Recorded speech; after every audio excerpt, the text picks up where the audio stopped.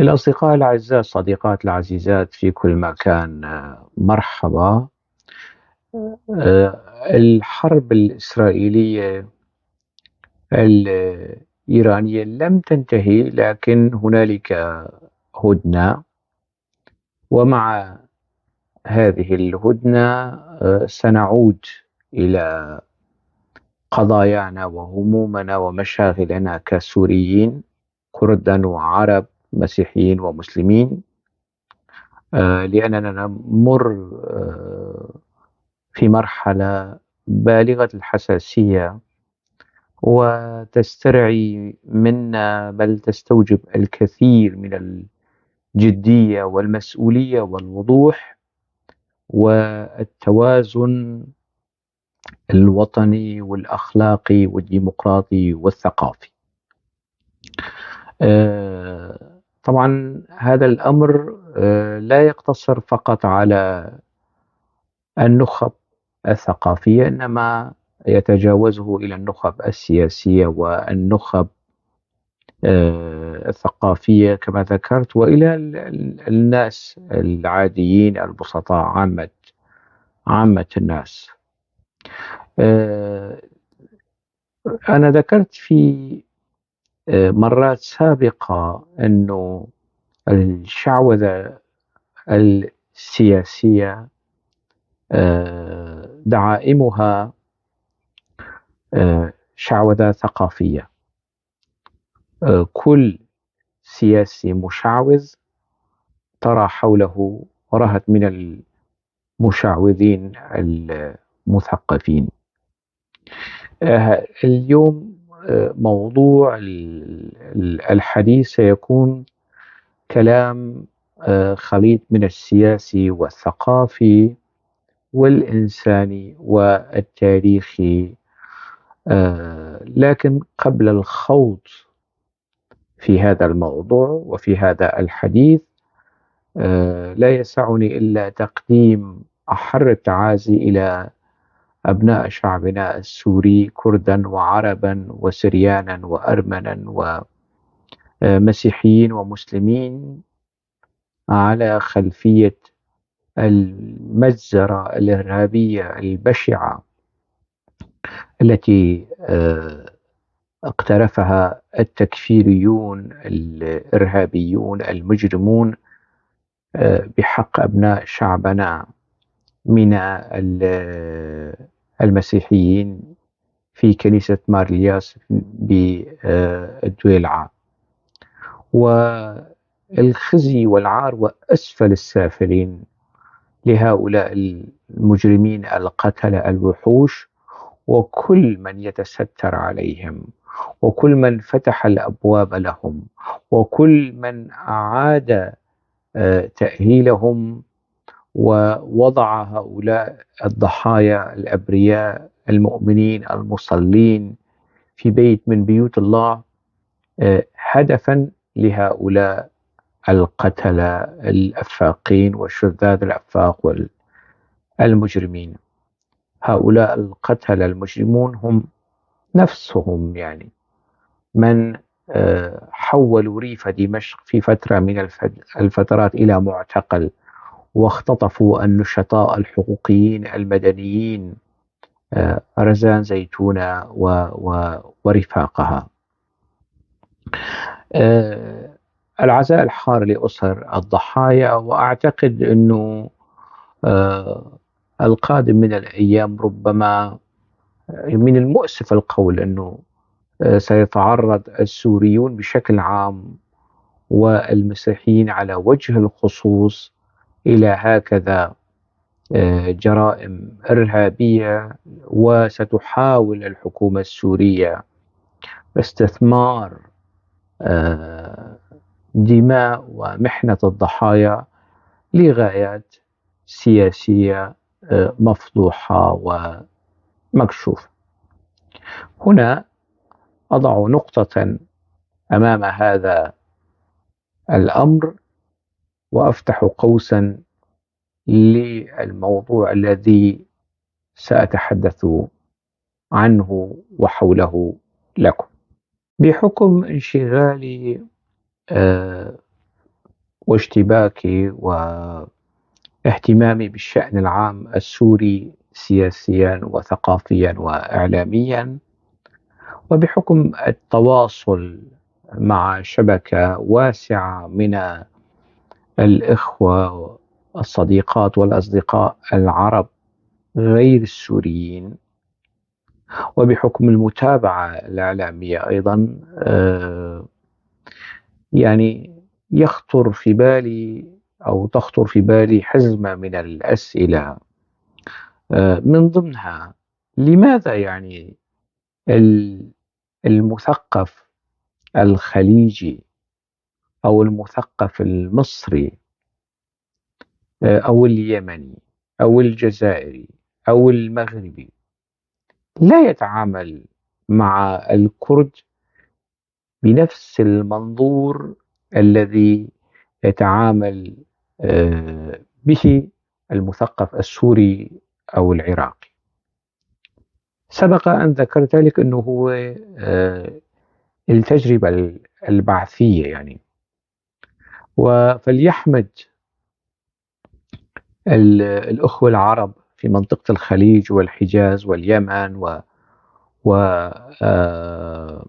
ومصر والشمال، شمال إفريقيا،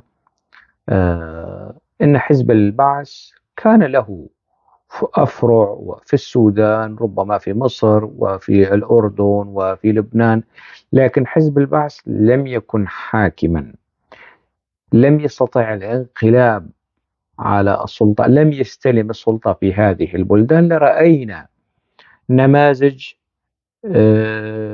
تماثل وتتماهى مع النماذج السورية المشبعة بالبعثية، مهما تطبعت، مهما حاولت ارتداء لبوس الديمقراطية والوطنية والليبرالية والاعتدال، وتواصلت مع الكرد، في لحظة ما يسقط هذا القناع و يعني تنفضح تلك الكمية المهولة من الزيف والدجل والكذب الثقافي والسياسي، وكل الكلام الذي قيل عن الوطنية والمواطنة وحقوق المواطنة والعدالة والحرية والمساواة وهذه القصص. الأخوة في الخليج العربي لا يعلمون يعني محنتنا كسوريين بشكل عام وككرد على وجه الخصوص، لأنه محنتنا مزدوجة يعني. آه، هي محنة كبيرة، أنه كيف سنحاول التحاور مع الشركاء العرب السوريين في معزل عن التركة البعثية. طبعا يصار إلى قول أنه نظام البعث ولى وسقط وانهزم، ويعني أنه خلاص الموضوع انتهى بسقوط البعث، سقط البعثيين. لكن بسقوط البعث كنظام، هل يمكن الحديث أنه تركة البعث النفسية والثقافية والسياسية سقطت؟ طبعا لا. أي تفسير من هذا النوع أنه نعم، بزوال البعث زالت البعثية في القراءات السياسية والثقافية والتاريخية. هذا يعني كلام هراء وضحك على اللحى، لا يتفوه به إلا يعني أناس سطحيون، يعني لا يلامسون عمق التلف الذي أحدثه نظام البعث في مناهج التربية والتعليم في التاريخ. حالة من الغيبوبة يعني يشهدها أو شهدها المجتمع السوري تحت ظل نظام البعث، استرداد الحقائق بعد زوال مؤثرات هذه الغيبوبة، استرداد الحقائق التاريخية، يعني ليست بالأمر الهين واليسير. ومن هنا تبدأ محنة ومعاناة المثقف الكردي لكي يثبت دجل وزيف السردية البعثية فيما يتعلق بالتاريخ، في التاريخ بشكل عام يعني، لكن في التاريخ الكردي على وجه الخصوصية محنة كبيرة وامتحان كبير وتحدي كبير. كيف للكردي أن يبقى محافظا على توازنه، ورغم أنه هو في موقف قوة، يعني موقف قوة تاريخية، موقف قوة ثقافية، وموقف قوة سياسية وأخلاقية وديمقراطية ووطنية، إزاء كل محاولات التضليل والتشويه من أناس ومن نسق معين، من رهط معين، باتوا مفضوحين ومكشوفين يعني. هم استمرارية النظام البعثي والسردية البعثية يتفوهونها ويكررونها ويثرثرون يعني في إعادة إنتاج واشتراك هذه السردية البعثية بكل يعني بدون خجل، بدون حياء، بدون أن يرف لهم جفن، وهم يعلمون أنهم على باطل يعني. حال هؤلاء حال هؤلاء ممن يستهدفون الوجود القومي الكردي، ممن يستهدفون الحقوق القومية الكردية داخل سوريا، كحال المستوطنين الإسرائيليين الذين يستميتون، فبيحفروا بيدوروا عن أشياء تعزز السردية الصهيونية في فلسطين، وهم فاشلين. لكي يستهدفوا السردية الفلسطينية العربية التاريخية الإسلامية، هؤلاء المستوطنون أو الإسرائيليين، علماء ونخب وإعلام، فشلوا حتى الآن في إيجاد لغة تاريخية تعزز أو تساند أو تدعم سرديتهم. في نفس المقام نجد البعض من المثقفين العرب بشتى الوسائل يحاولون الطعن والتشكيك في الوجود التاريخي للكرد، في حقيقة وجود كردستان داخل سوريا، في المظلومية الكردية. كل هذه التفاصيل هم يسعون جاهدين إلى التشكيك فيها أو الطعن فيها، ويعني يظهرون يعني بمظهر كاريكاتيري سخيف وهزلي، وتسقط عنهم يعني كل تلك الحلي والمكياج الذي يعني تجملوا به أمام الكرد في يوم من الأيام على أنهم مع حقوق الكرد وداعمين لحقوق الكرد وللحرية وللعدالة والمساواة وكل هذه التفاصيل. أنا أندهش يعني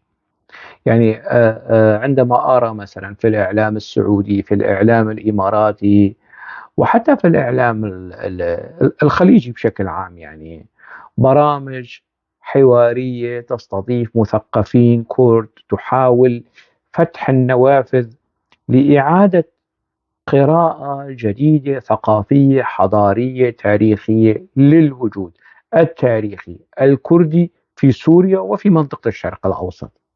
نفس الأمر في الإعلام المصري، برامج واستضافات لمثقفين كرد،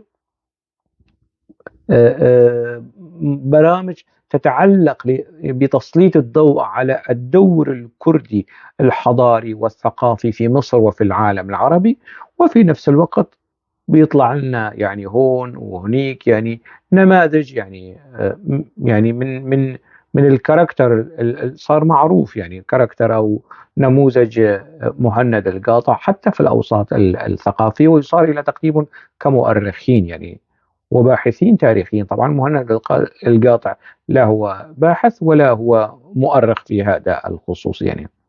أنا لا أعلم لماذا يعني هذه الحساسية، طبعا أعلم يعني هذا بعث، هذا سلوك بعثي، يعني ما نراه ونشهده على منصات التواصل الاجتماعي من خطاب كراهية ضد الكرد، ويعني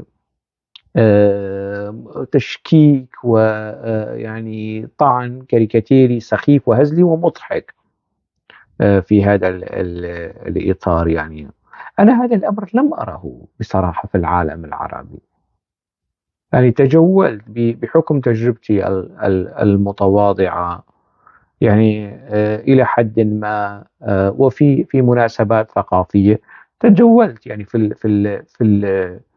في مناطق استراتيجية من العالم العربي، يعني وحظيت يعني بالكثير من التقدير والاحترام والتفهم والكلام الإيجابي عن ال- الكرد مثلا. يعني هذه آه، ملتقى فلسطين الثاني للرواية شهادة تقدير للروائي هوشانغ أوسي. يعني لا أعلم إن كانت الصورة واضحة أم لا.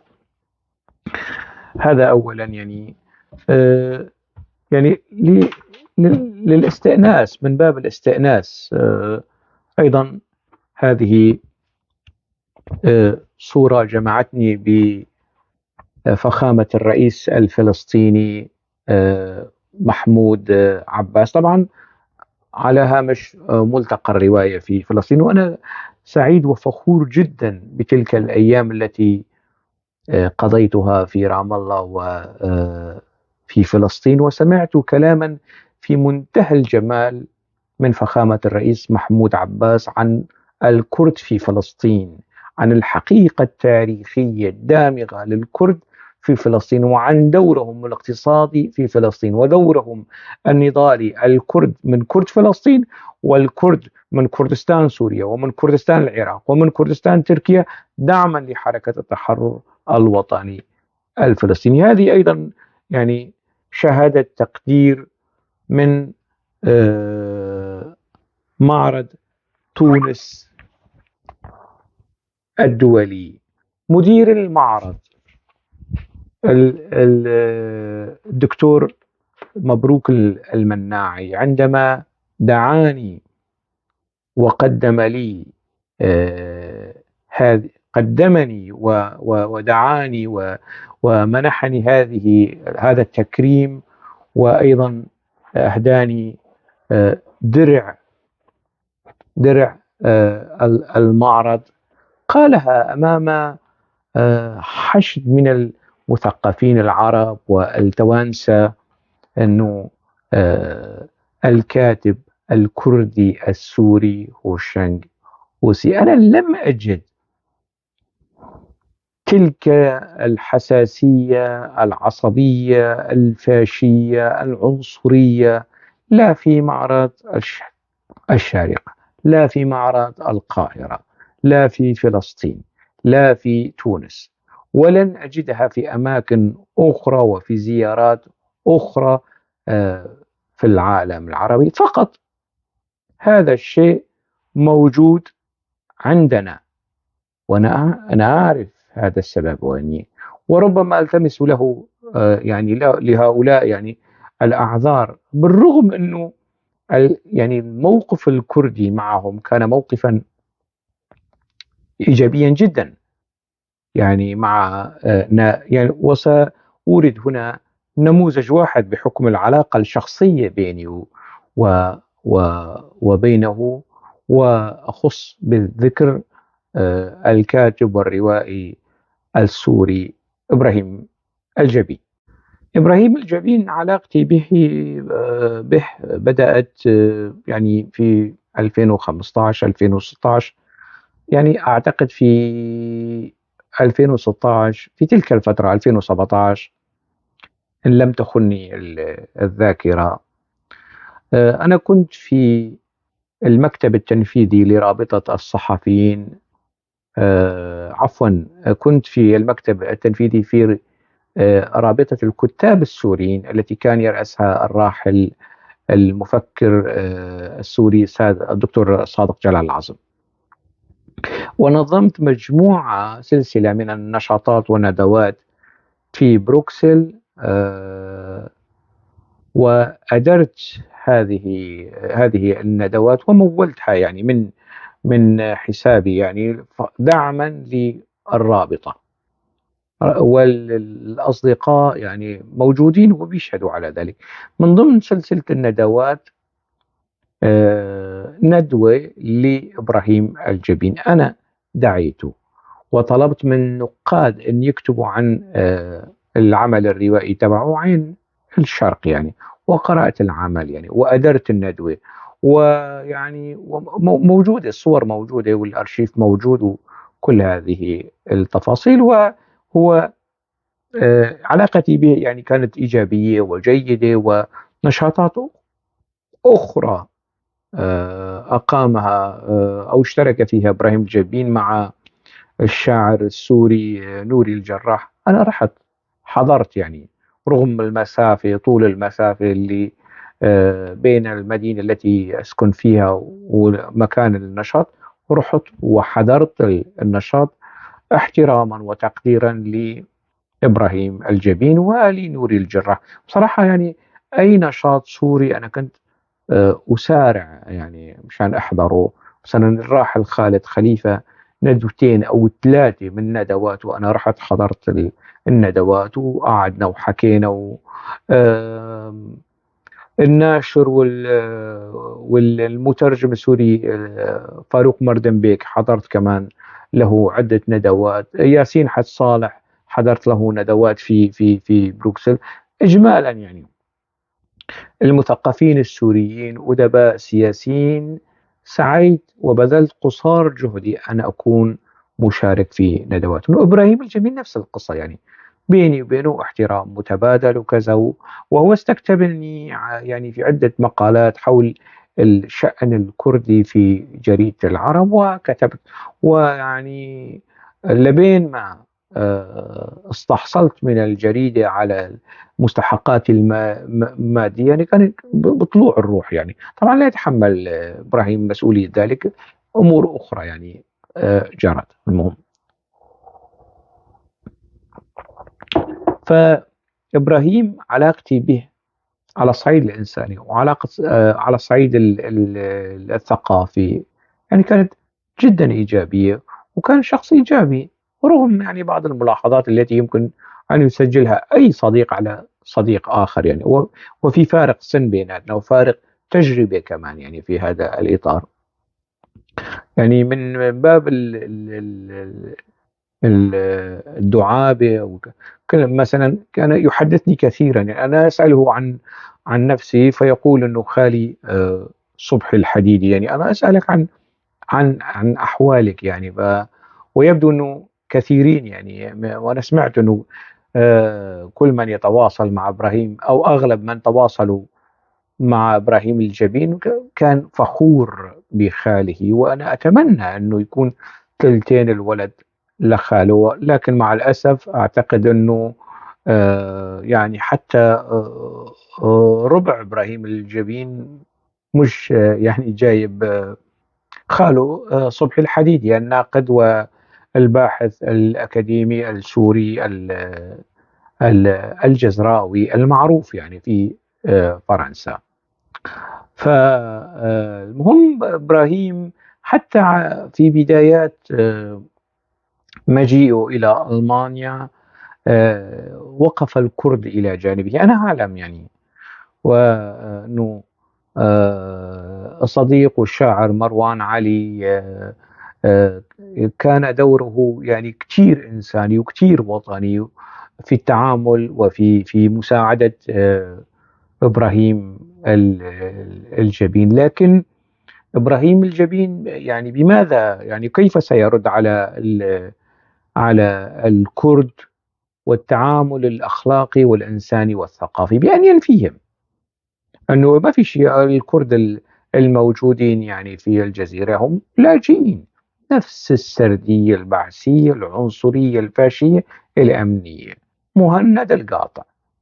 طبعا سابقا عندما يعني كان بتصير دردشات بيني وبين إبراهيم أحيانا، فبنحكي عن يعني يصار الحديث يعني من نمائم المثقفين فيما بينهم، يعني اثنين مثقفين بيحكوا عن شخص آخر أو عن مثقف آخر، أو في حالة أخرى كان يأتي الحديث عن مهند القاطع. التعبير اللي أنه الشائع يعني اللي أنا سمعته منه والله على ما أقوله شهيد، التوصيف اللي كان بيقوله إبراهيم الجبين عن مهند القاطع أنه مهبول أهبل يعني. فالآن خطاب إبراهيم الجبين لا يختلف كثيرا عن خطاب مهند القاطع، ومنسجم في هذا الإطار. المهم، قبل الحديث عن الفيديو الأساسي، هنالك يعني بعض التعليقات الأولية من مناشير سابقة كتبها إبراهيم الجبين، منها هذا المنشور: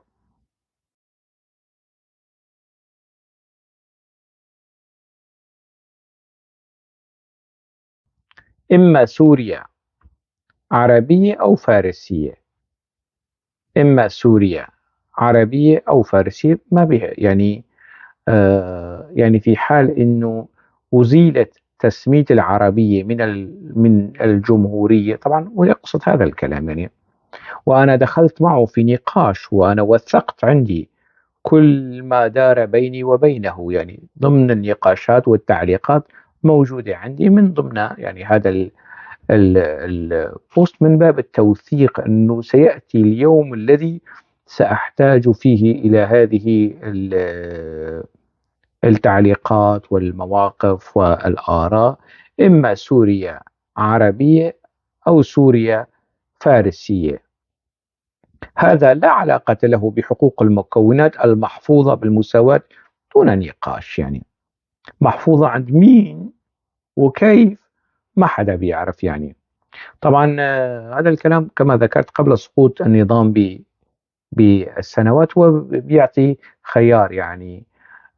طيب، لما كانت الدولة الجمهورية السورية في الخمسينات وفي الأربعينات، والكتلة الوطنية وهاشم الأتاسي لما راح وقع اتفاقية الانتداب وقع باسم الجمهورية السورية، كل هذه الوثائق وقتها ما كان في شيء اسمه فارسي وما كان في شيء اسمه عربي.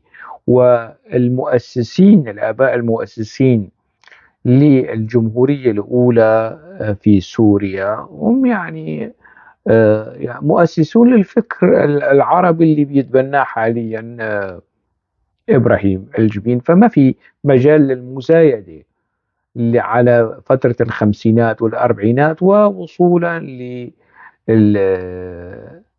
للإطاحة بكل هذا الميراث، رغم أن يعني يمكن تسجيل الكثير من الملاحظات على تلك الفترة، لكن وحدة بين سوريا ومصر ألغت كل شيء. الانفصال أتى وكنوع من المزايدة على نظام المصري الجمهورية العربية السورية. أتى نظام البعث ووثق هذه المسألة، لكن الموضوع مش هيك يعني.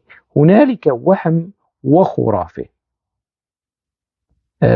من فرط التكرار والتداول انه سوريا عربية وكذا والأغلبية عرب من القصص هي كلياتها. طبعا ويعني كل هذه المرويات، كل هذه السرديات تستند على أرضية بعثية وعلى حقبة النظام البعثي. النظام البعثي غيب الكثير، يعني غيب، عمل قطيعة ما بين الشعب السوري والحقائق التاريخية والحقائق الديمغرافية لسوريا. وهذه السردية بالتكرار والتقادم يعني المنهجية الأمنية وبأسلوب ممنهج صارت يعني راسخة، مش لأنه هي حقيقية، مش لأنه هي صحيحة، لا، يعني فردية يعني سردية سلطة فرضت على المجتمع والتكرار وكذا، خلاص صارت حقيقة. الكثير من الأكاذيب والشائعات يعني بالتكرار صارت حقائق، منها يعني ما وصلنا من التاريخ الإسلامي في الحقبة العباسية، في الحقبة الأموية، والتاريخ الإسلامي الشيعي والسني. يعني الكثير من يعني الحشويين والقصاصين واللي أقحموا الخرافات ونسبوا المعاجز للكثير من الشخصيات الإسلامية. والحقيقة من هذا التدليس وهذا التخريف التاريخي براء. إجمالا يعني هو في هذا المنشور وأنا ناقشته وقتها والتعليقات موجودة عندي، إذا هو حابب مثلا أعيد نشرها ما عندي مشكلة في هذا الخصوص. أنا باختصار قلت أنه الموضوع مش أغلبية وأقلية. يعني هون في بلجيكا الأغلبية هم الفلمان، بس اسمها مملكة بلجيكا. وفي شيء اسمه شعب بلجيكي. هذا الشعب البلجيكي اسمه مكونات. في شيء اسمه شعب سوري. هذا الشعب السوري مكونات. بس شعب سوري كسوري ما كان في شيء تاريخيا. على أيام العثمانيين ما كان في شيء اسمه الشعب السوري. على أيام الفاطميين، على أيام الأيوبيين، المماليك، على أيام الأموي ما كان في شيء اسمه شعب سوري. ما كان في شيء اسمه شعب أمريكي. والآن في شيء اسمه شعب أمريكي، هم عبارة عن مكونات. مكونات يعني هاجروا من سكان أصليين وسكان هاجروا من أوروبا وهكذا. نفس القصة في أستراليا، في نيوزيلندا والتفاصيل هي. لكن في شيء اسمه شعب كردي، في شيء اسمه شعب عربي، في شيء اسمه شعب كردي في سوريا. والأرشيف العثماني أنا ذكرت سابقا وأكرر يعني أكثر من 4 مليون وثيقة تتناول هذا الموضوع. فالصديقنا بيقول يا هيك يا هيك، يا أبيض يا أسود. طيب لا عربية ولا فارسية ولا كردية، سورية سورية. وهكذا كانت ويفترض أن تبقى هكذا. في سويسرا أيضا الأغلبية ألمان، بس مش ما في يعني مش جمهورية سويسرا الألمانية أو الجمهورية الألمانية السويسرية، ما في هيك شيء، رغم أنه الأغلبية القومية. نحن بنجي هون على أساس أنه يعني ديمقراطيين وعلمانيين ومثقفين وكذا، ويتشبث بهذا التفصيل. ولأن الشيء بالشيء يذكر. يعني الصديق إبراهيم الجبين و...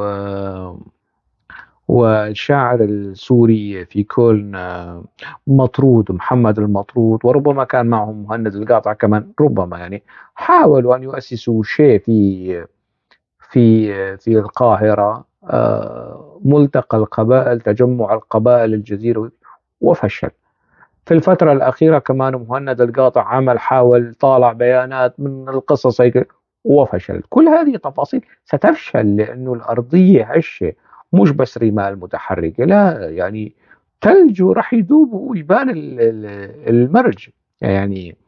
فمش مشكل يعني. هو بيقول هذا الموضوع لا علاقة له بحقوق المكونات. لا له حقوق، له علاقة بحقوق المكونات. سوريا كسوريا كأرض اسمها جاي من السريان، والسريان جلهم بيعتبروا نفسهم أبناء عمومة للعرب، هم من الشعوب السامية لكن مش عرب.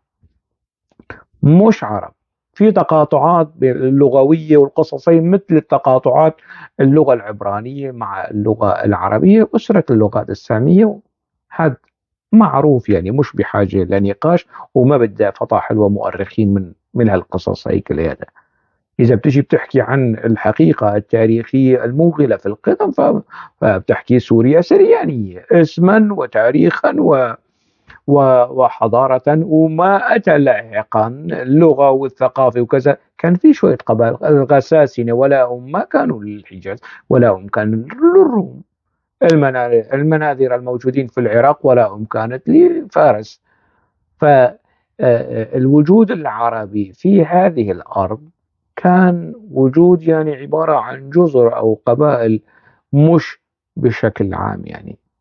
فسوريا يعني ليش ما نقول لا سوريا سريانية مثلا، رغم انه يعني اذا واحد بيجي بيقول وبيعمل حالات تاريخية واغلبية والقصص هي كلياتها، فهذا كلام سابقا يعني أنا رديت فيه على إبراهيم، والآن كمان بإمكاني أن أرد عليه، وقلت يلا مش مشكلة بأثر رجعي، لأنه ينسجم مع مجمل ما سأقوله لاحقا. الاستئناف بهذا المنشور كان شيء هيك ضرورة تقنية. ومن باب الضرورات التقنية الأخرى نتحدث عن منشور آخر.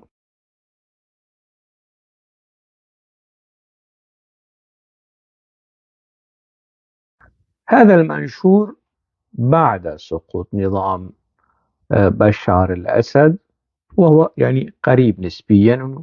لا سوريا حرة بلا تحرير الرقة ودير الزور والحسكة كاملة، كاملة يعني. طيب تحريرها من مين؟ راح يجي يقول لي من الPKK ومن القصص هي كلياتها. هو بيعرف موقفي من الPKK، وبيعرف موقفي من قسد، وبيعرف موقفي من الPYD. الموضوع ما في مجال يجي زايد. أنا لا أعلم يعني.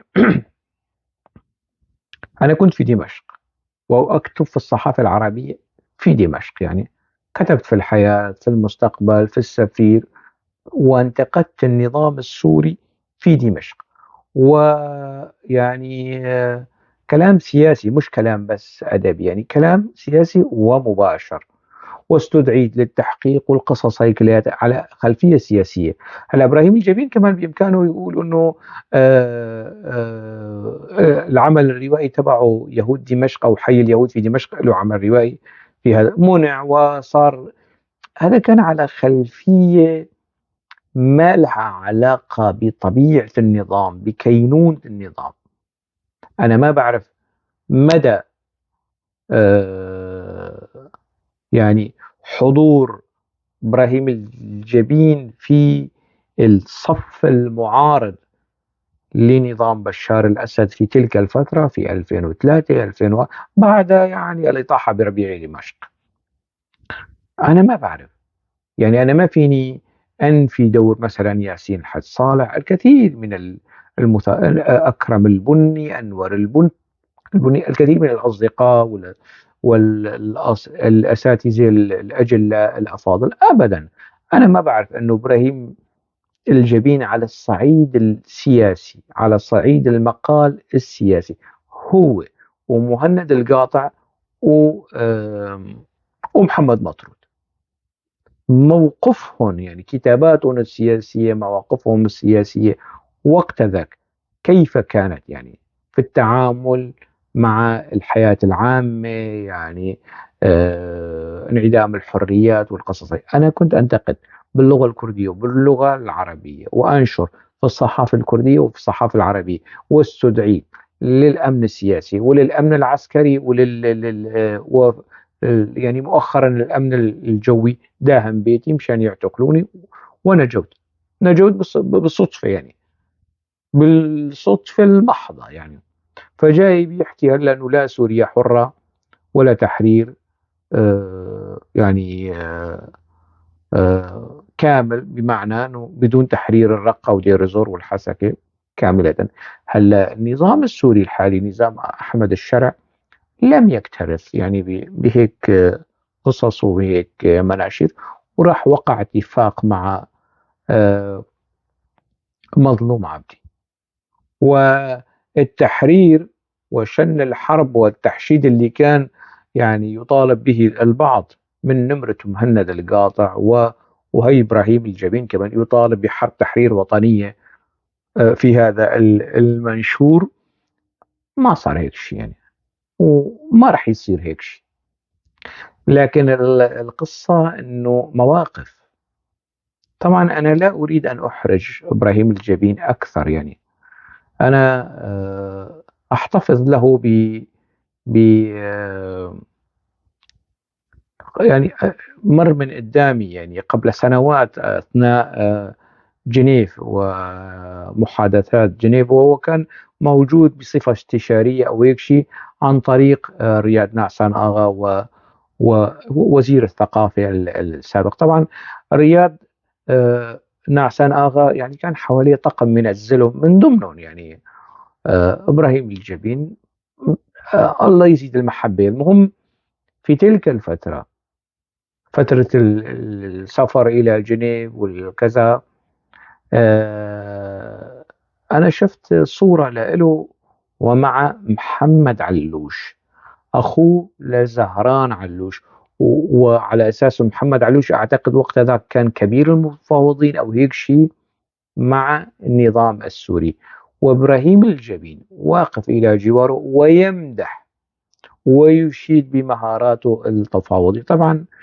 آه، الكل يعلم، الكل يعلم أنه جماعة محمد علوش وزهران علوش هم من خطفوا النشطاء المدنيين الحقوقيين، رزان زيتونة وسميرة خليل ورفاق، وجرى تصفيتهم بطريقة أو بأخرى. حتى الآن لم يظهر أي شيء حول هذا الموضوع رغم سقوط النظام، لأنه الكتلة العسكرية التي قامت بهذا الجرم وقت ذاك الآن هي جزء من وزارة أحمد الشرع، يعني من حكومة أحمد الشرع، من القوى الأمنية لأحمد الشرع، من جزء من وزارة أبو قصرة.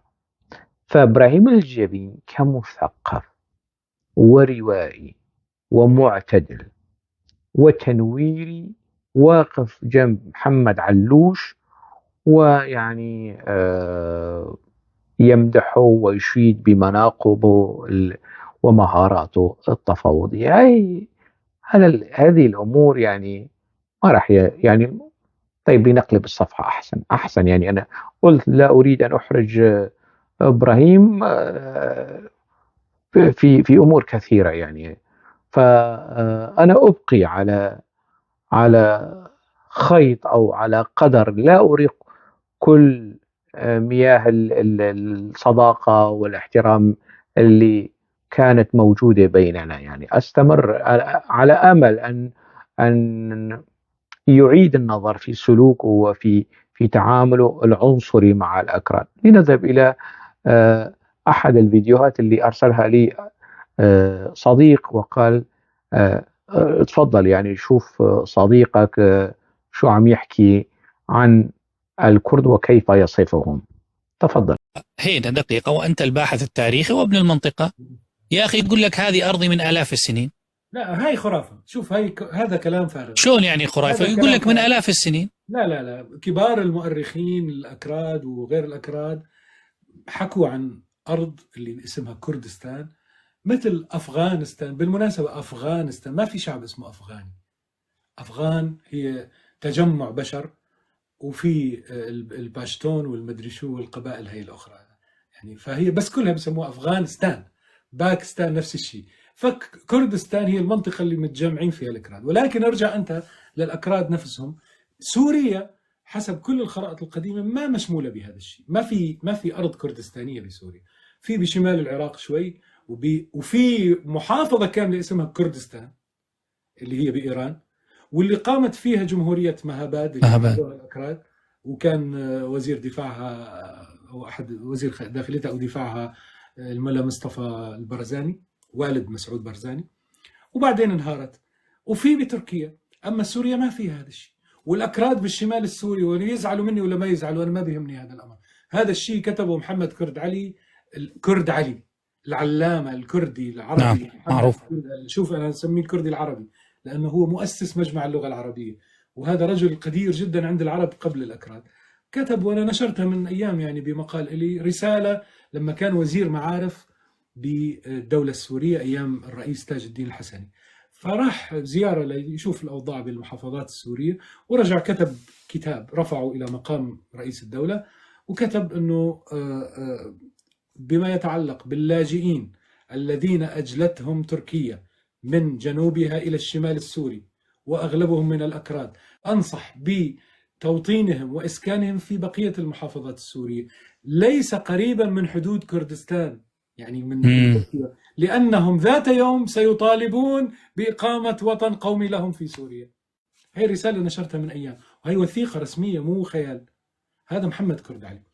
فالشباب اللي موجود، الأكراد اللي موجودين عندنا بشمال سوريا، وليس أكراد حلب أو أكراد دمشق، نعم، أو دمشق، مختلفين هذول. لاجئين، يعني جماعة لجأوا بعد انهيار ثورة الحاج سعيد، الشيخ سعيد بيران، والثورات اللي فشلت بتركيا، نزحوا، هربوا من بطش الأتراك آنذاك، أتاتورك. فبعدين خيروهم وعاشوا بسوريا فترة، فخيروهم وطلع رئيس الوزراء التركي آنذاك إينونو طلع قانون رسمي يقول الفارين الأكراد من أراضيهم في تركيا إلى سوريا إذا لم يعودوا خلال شهر واحد فستسقط عنهم الجنسية وتستولي الدولة على أملاكهم. في أي عام تقريبا هذا تقريبا بالثلاثينات، يعني تقريبا بعد بداية ب 11 سنة أو بعد 9 سنوات 8 سنوات بعد ثورة سعيد بيران، لأنه هي مو مرة واحدة. وهذه موجودة الوثيقة، موجودة ومنشورة، يعني مو سري. أيوة، وثائق مو وثيقة يعني. فما في داعي للكذب واختراع خرافات تاريخية. خلاص أنت تكون مواطن مثلك، مواطن، بدك أكثر من مواطن، ما حدا رح يقبل منك هذا الشيء. الذي يستضيفه يعني أنا ما بعرفه بصراحة مين. أنا معني بإبراهيم وبإجابات إبراهيم. المقدم يعني يقول عنه بأنه الباحث التاريخي وابن المنطقة. هل ابن المنطقة؟ نعم، ابن المنطقة نعم، يعني هو من دير الزور وأخواله من القامشلي، نعم. لكن إبراهيم لم ينفي عن نفسه أنه باحث تاريخي. شو هي الكتب التاريخية؟ شو هي البحوث والدراسات التاريخية خارج الإطار الأدبي؟ هلا يعني رواية عين الشرق بطريقة وأخرى غمست من التاريخ، وهذا جائز، لكن يعني وأنا لا أصنفها بأنها رواية تاريخية، لكن تعاملت مع التاريخ وحاولت إعادة النظر في التاريخ. شخصية مجرم الحرب برونر، يعني لويس برونر، اللي كان عنده في ضيافة حافظ الأسد، وابن تيمية اللي حاول إبراهيم الجبين أن ينفي عنه الانطباع العام أنه تكفيري وكذا، والقصص هي مهم. هذا يعني كلام في التاريخ واستثمار وتوظيف تاريخي في السياق أدبي في إطار أدبي، لكن هذا لا يعني أنه يعني باحث تاريخي. الباحث التاريخي مقام آخر، هو لم ينفي عنه. ما المقدم أنه يا أخي أنا مش باحث تاريخي، أنت على أي أساس تقدمني كباحث تاريخي؟ أنا ابن المنطقة نعم، لكنني لست باحثا تاريخيا. أنا سأتعامل معه بحكم أنه هو باحث تاريخي. طبعا هو مش باحث تاريخي، ويقحم نفسه في قضايا تاريخية، ويعني يعني يحط نفسه في مواقف بايخة، يعني للأسف الشديد. المهم إبراهيم شو بيقول؟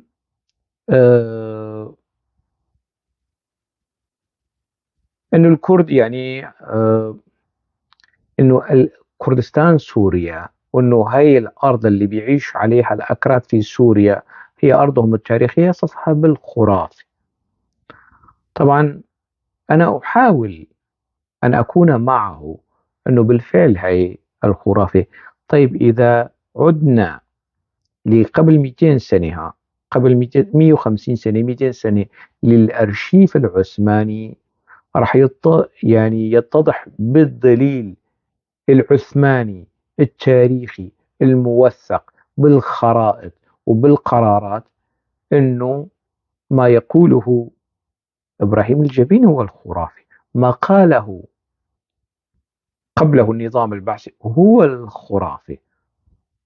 والأراضي هي، يعني أنا سبق وذكرت أنه في العرف السياسي والمتداول السياسي أنه هي أراضي سورية، منطقة ديار بكر وماردين ونصيبين وحتى ميرسين، يعني أنه هذه أراضي سورية اقتطعت من سوريا وجرى ضمها إلى تركيا. هي السردية البعثية هيك بتقول. فالواحد من ماردين يجي آه على القامشلي مثلا أو على الدرباسي، هذا ما اسمه لجوء ونزوح، هذا اسمه هجرة داخلية. مثل ما واحد من درعا بيجي على دمشق، أو الساحل السوري بيجي على دمشق، أو العكس. هي اسمها هجرة داخلية، مش لاجئين، مش نزوح. يعني حاج أغل عندما أتى وعصى الدولة التركية وأتى إلى مناطق الحسكة وقت ذاك، يعني حتى الحدود ما كانت مرسومة، اتفاقية ترسيم الحدود ما كانت موجودة. فعلى أي أساس وأرضية تاريخية موثقة بيحكي؟ طبعا هو بيحكي، يلقي كلام هكذا جزافا على عوائله، بس إذا بيرجع وبطلع له الوثائق العثمانية، طبعا أنا ما بدي أحرجه، يعني بالتواريخ والمراجع العثمانية ما بدنا، حتى الفرنسية، الوثائق الفرنسية في عام 1916 و18 وكل الوثائق اللي بتحكي عن منطقة الجزيرة قبل ترسيم الحدود، قبل سقوط الدولة العثمانية ونشوء الدولة التركية في 93، قبل الشيخ سعيد والقصص هي كلياتها، انتفاضة الشيخ سعيد، هاي الاسطوانة اللي بيكرروها، يعني قبل كل هذه التفاصيل، وفق التقارير والأرشيف العثماني، وفق التقارير والأرشيف الفرنسي، بتطلعوا أنتم عريانين، أو بتطلعوا أنتم يعني أنتم اللي بتختلقوا خرافات، إنه ما في سند. طيب أنا أقولها الآن فليأتي الأستاذ إبراهيم الجبين الباحث التاريخي من الأرشيف العثماني قبل 200 سنة بخرائط ووثائق عن منطقة الجزيرة، ونشوف هذه المنطقة كيف كانت وكيف صارت. على العكس تماما، السلطان عبد المجيد والسلطان عبد الحميد قاموا بحملات ترحيل واستجلاب قبائل عربية وغرسوها في هذه المناطق مشان المسألة الديموغرافية والقصص هيك هذا. فعن شو جاي عم يحكي عن خرافة؟ وعلى شو عم يستند؟ يعني انه هي مش ارضهم التاريخ، لا هي ارضهم التاريخية، هي ارض يعني وفق الخرائط والوثائق العثمانية. يعني حتى منطقة دير الزور، يعني أصل التسمية وسنجق دير الزور ومنطقة دير الزور كانت تتبع لكردستان، والكرد يعني في مناطق دير الزور وفي مناطق الرقة في فترة من الفترات كانوا الأغلبية.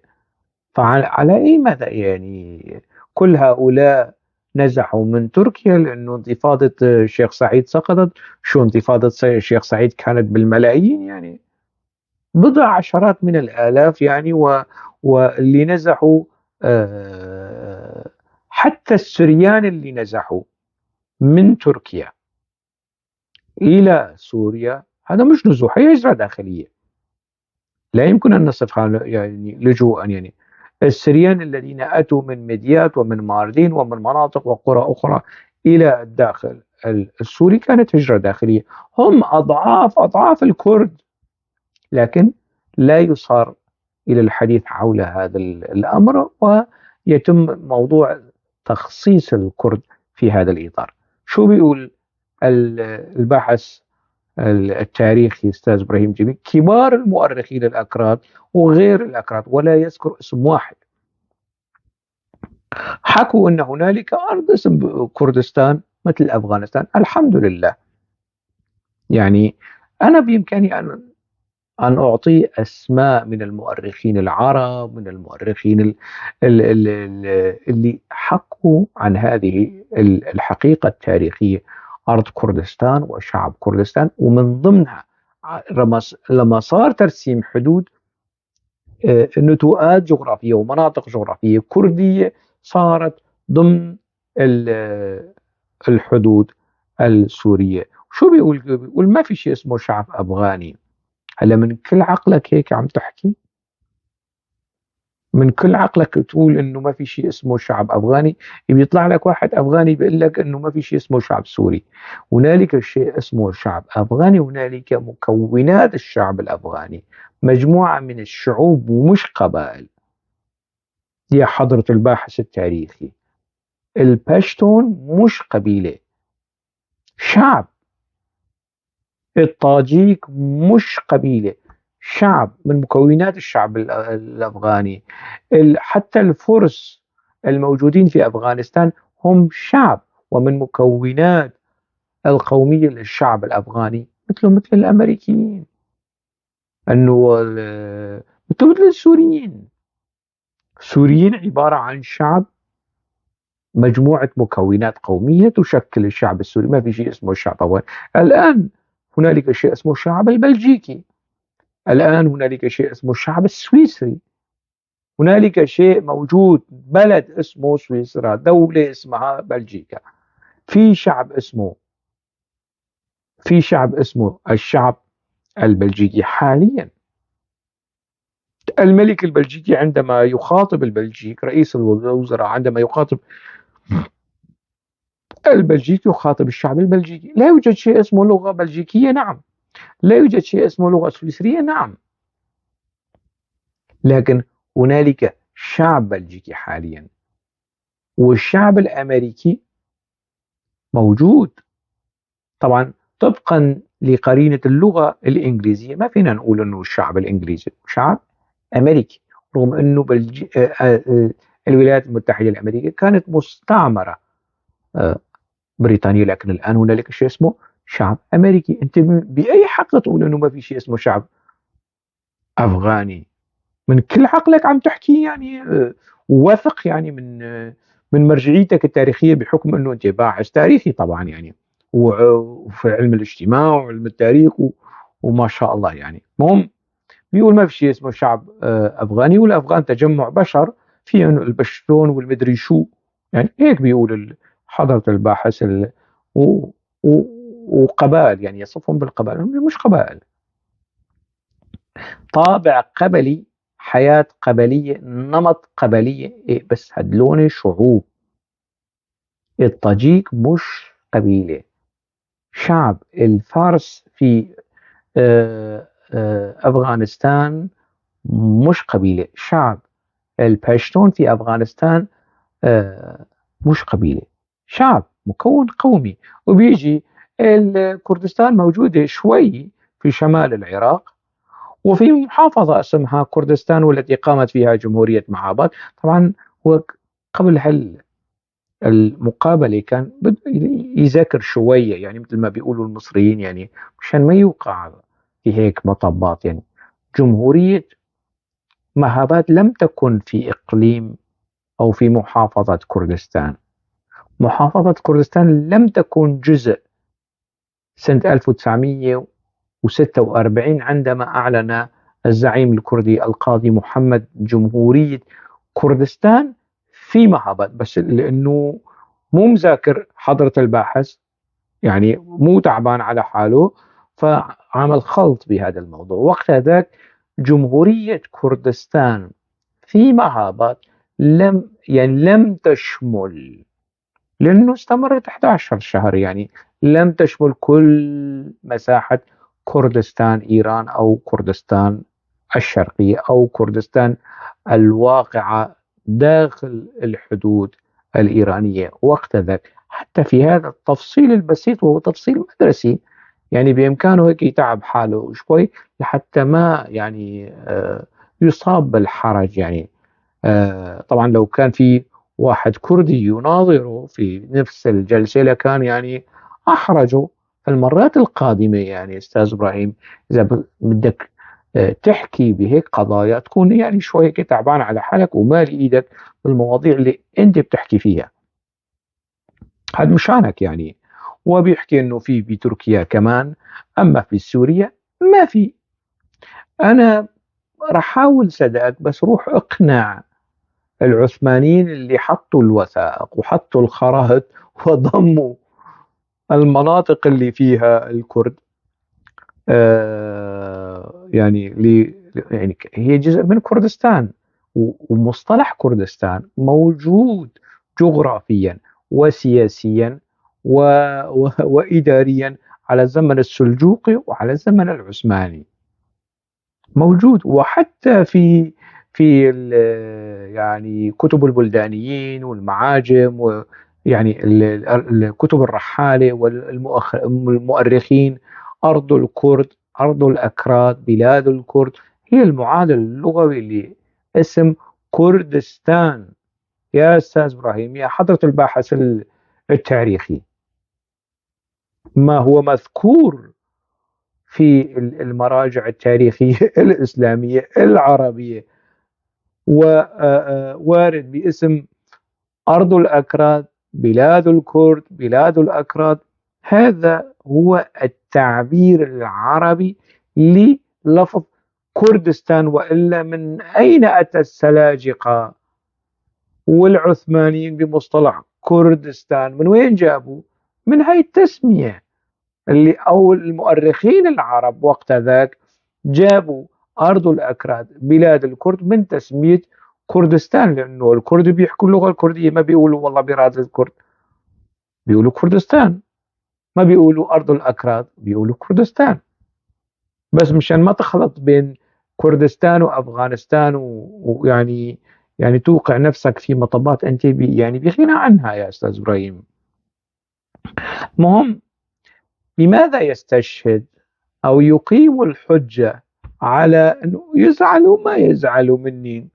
ما حدا بيزعل منك أستاذ إبراهيم. يعني الأكراد بيزعلوا من الناس اللي بالفعل يعني مؤرخين وبيمارسوا التضليل عمدا مش جهلا. يعني ما بيزعلوا منك. لا، أنا شخصيا ما بزعل منك، مش مشكل، كل واحد بيساوي اللي بيملي عليه ضميره، يعني في التعامل الإنساني، في التعامل الوطني، في التعامل السياسي.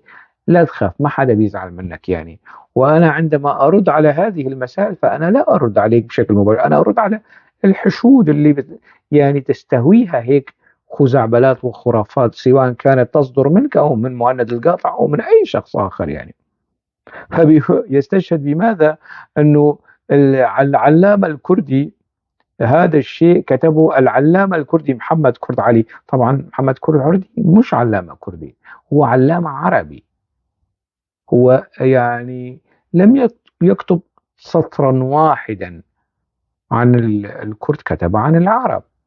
وهو كان وزير المعارف أو وزير الثقافة أو موفد من قبل الحكومة لكي يرى وينصح الحكومة. فكتب في تقريره ال- الفاشي أنه هاي الأكراد الموجودين اللاجئين نحاول توزيعهم، يعني لكي لا يكونوا قريبين من حدود كردستان.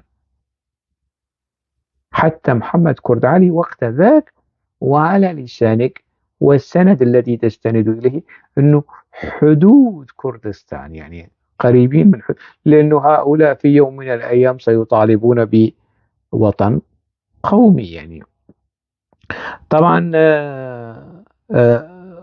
محمد كرد علي يعني هي أولا لا هو مؤرخ كردي ولا هو معلامة كردي، ما له شيء، يعني أصله كردي من أصول كردية.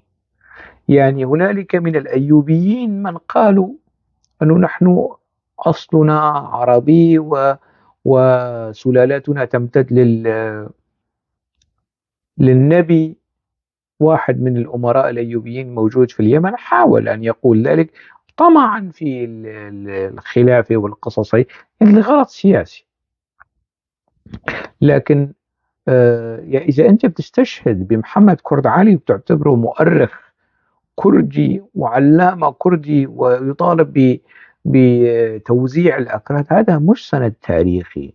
هذا السند لا يرقى حتى في السجال السياسي، مش التاريخي، السياسي.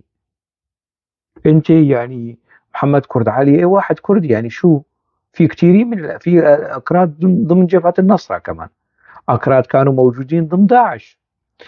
صدام حسين عندما كان يقصف حلبشة ويقصف الكرد بالكيميائي، نائبه طه ياسين رمضان كان أصوله كردية. صدام حسين عندما كان يقاتل الملا مصطفى البرزاني والحركة التحررية الكردية، كان هنالك جحوش أو مرتزقة يعملون لصالح صدام حسين ضد الكرد. هذه ليست حجة تقيمها على الكرد لكي تشكك في وجودهم الجغرافي والتاريخي والبشري والديموغرافي الكردي في سوريا. يعني الباحث التاريخي شوي يتحرى ويحاول أن يضبط أدواته، حتى يعني مين بدك، يعني بدك خير الدين الزركلي أحد شعراء القومية العربية اللي تغنى بالعرب والقصص هاي كلها، يعني شو يعني، شو الغريب. هذه ليست حجة تقيمها على الكرد. يعني بتجيب لي مثلا أديب الشيشكلي، بتجيب لي حسني الزعيم، بتجيب لي فوزي سلو، إنه هؤلاء ليسوا حجج تقيمها. الكرد لهم قلعة في دمشق، بنوا قلعة اسمها قلعة دمشق، هي قلعة الأيوبيين. القلعة الموجودة حاليا في القاهرة بناها الأيوبيون. أتت أسرة محمد علي باشا، وهو أيضا أصوله كردية. كل بشوات والسلطة التي تعاقبت على حكم مصر أصولهم أكراد، خدموا مصر. الأكراد أنقذوا مصر من الفاطمية ومن من التغول الشيعي وقت ذاك، وأعادوا الأزهر، أو هم من جعلوا الأزهر ينتقل، ومصر بشكل عام، من المذهب الإسماعيلي الشيعي، المذهب الإسماعيلي أحد فروع الشيعة، إلى المذهب السني. الكرد في مصر، الكرد موجودين، وأنا حكيت في فلسطين، في الأردن، في لبنان، في الساحل السوري. للأكراد جبل في اللاذقية، جبل بدك تجي تنفي وجودهم في الجزيرة. للأكراد جبل اسمه جبل الأكراد، قلعة في حمص اسمها قلعة الحصن، قلعة الأكراد. للأكراد قلعة في دمشق. للأكراد آثار. يعني في يوم من الأيام أحد ولاة حلب كانوا من آل جنبلاط وهم كرد. أنت جاي تنفي وتقول خرافة، و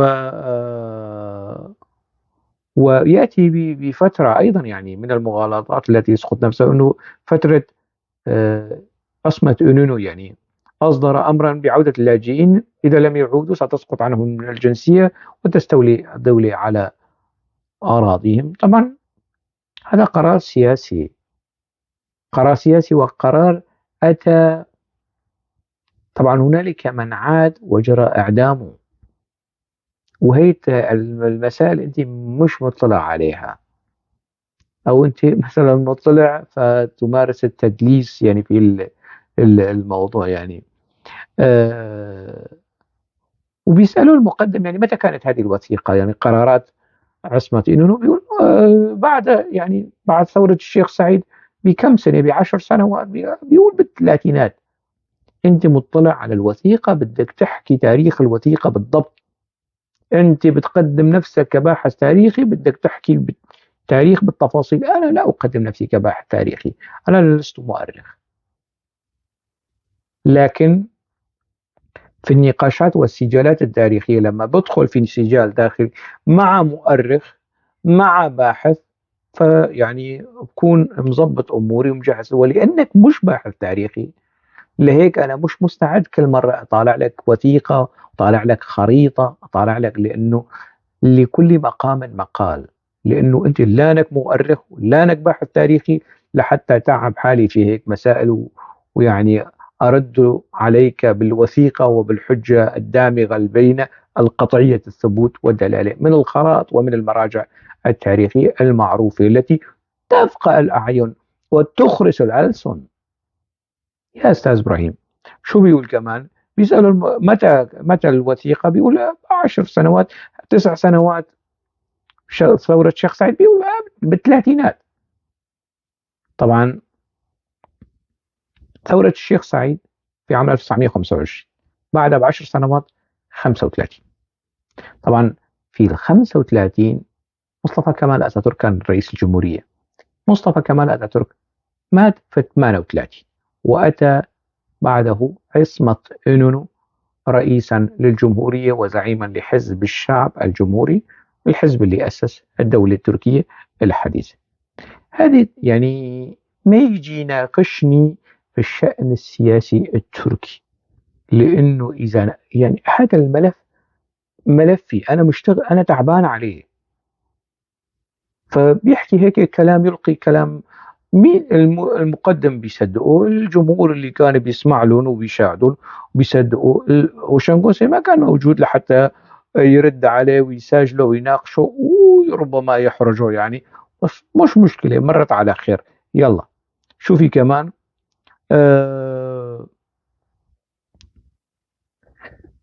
بينهي يعني المقطع الفيديو: ما في داعي للكذب واختراع خرافات تاريخية.